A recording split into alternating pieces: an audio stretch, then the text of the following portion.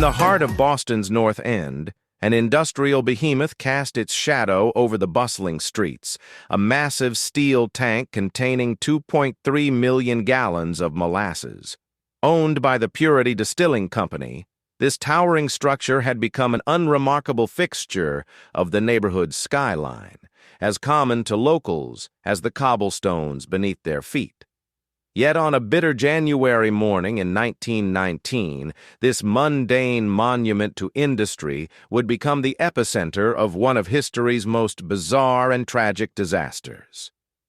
The catastrophe struck without warning.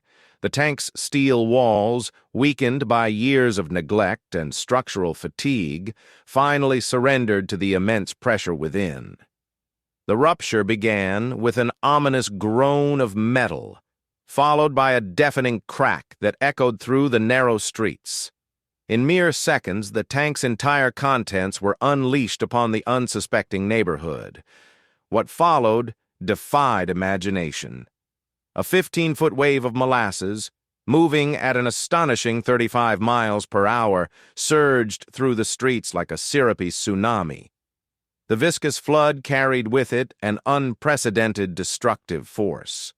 Buildings, constructed to withstand the harsh New England winters, crumbled like sand castles before the sticky onslaught. The wave lifted and crushed vehicles as if they were toys, twisted railroad tracks like ribbons, and even knocked the firehouse from its foundation. The human toll was devastating. Those caught in the flood's path faced a horrifying struggle for survival. The molasses, far from being the sweet treat found in kitchens, became a lethal trap. Its thick consistency made swimming impossible, and its sticky nature created a vacuum-like effect that pulled victims deeper into the morass. The air filled with screams and desperate calls for help, all while the sickly sweet smell of molasses permeated every breath. In the flood's immediate aftermath, the North End resembled a war zone glazed in brown syrup. 21 souls were lost to the disaster, their lives claimed by drowning, crushing, or asphyxiation. More than 150 others suffered injuries ranging from burns to broken bones. Families found themselves homeless as their dwellings succumbed to the unusual assault, their possessions either destroyed or irretrievably bound in the sticky residue. The rescue effort that followed was an exercise in frustration and determination.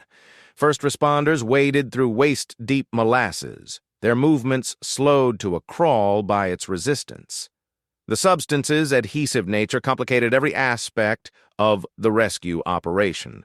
Tools stuck to hands, ropes became impossibly slick, and the simple act of walking required extraordinary effort. As temperatures dropped, the molasses thickened further, transforming the disaster zone into a grotesque frozen landscape. For weeks, the cleanup operation consumed the city's resources. Salt water from fire hoses proved somewhat effective at dispersing the molasses, though much of it eventually found its way into Boston Harbor, turning the waters brown for months.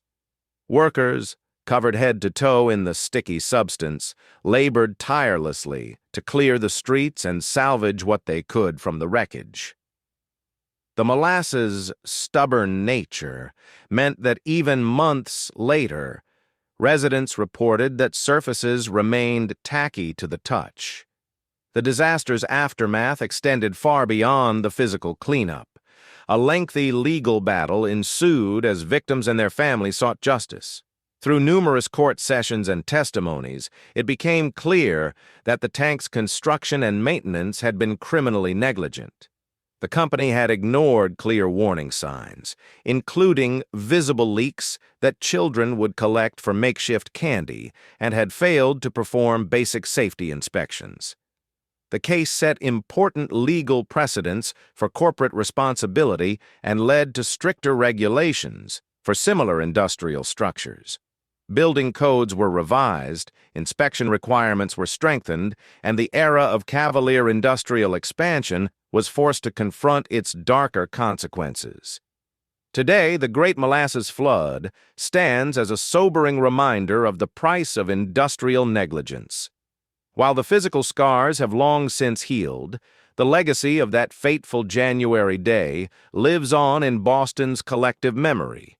Local legend claims that on particularly hot summer days, the faint smell of molasses still rises from the old cobblestones, a sweet but somber reminder of one of history's most unusual disasters.